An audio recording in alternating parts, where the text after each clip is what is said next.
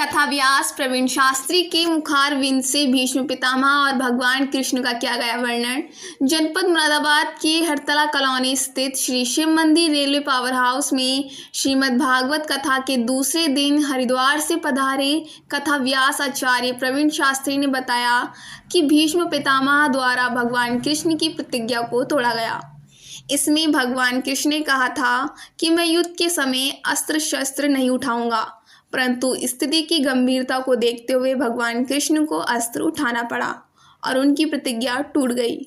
बताया कि भीष्म पितामह ने जब मृत्युशैया पर अंतिम सांसें ले रहे थे तब उन्होंने पांचों पांडवों को बुलाकर शिक्षा भी दी।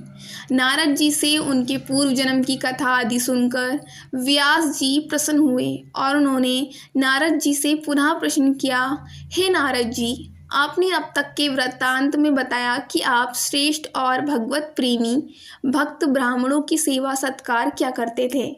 उन्होंने आपको दीक्षा प्रदान की थी तथा रहस्यमय उपदेश प्रदान किए थे। अब हमें आगे के वृत्तांत के बारे में बताइए कि उन श्रेष्ठ ब्राह्मणों के चले जाने के बाद आपके जीवन में क्या हुआ। हे देव ऋषि, ये भी बताने की कृपा करें कि आखिर वह कौन सा कारण है कि आपको पूर्व जन्म का संपूर्ण वृत्तांत याद है, जबकि कहा जाता है कि समय हर वस्तु का संहार करता है।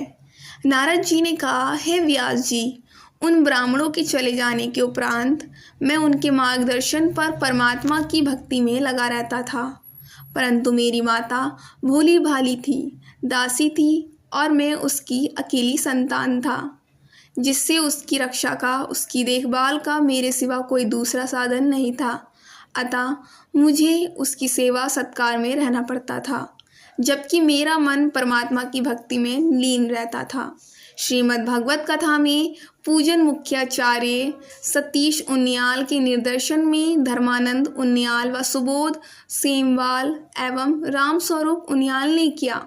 आज के मुख्य यजमान राकेश ममगई, राजीव त्यागी, मनीष त्यागी, संजीव त्रेहन, राकेश शर्मा, शमशेर मदनानी, शिव प्रसाद, धन सिंह, संदीप सिंह, रेखा वर्मा, रजनी वर्मा, कल्पना पाल, गीता सिंह, राकेश देवी, तमन्ना, ईशु, शालिनी, मोहिनी आदि भक्तजन उपस्थित रहे।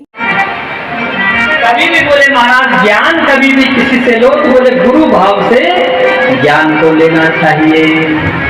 अर्जुन को इसलिए गीता का ज्ञान समझ में आ गया कि भगवान अर्जुन से बड़े थे, तो अर्जुन ने गुरु भाव से ज्ञान लिया तो गीता को समझ गए। लेकिन युधिष्ठिर से भगवान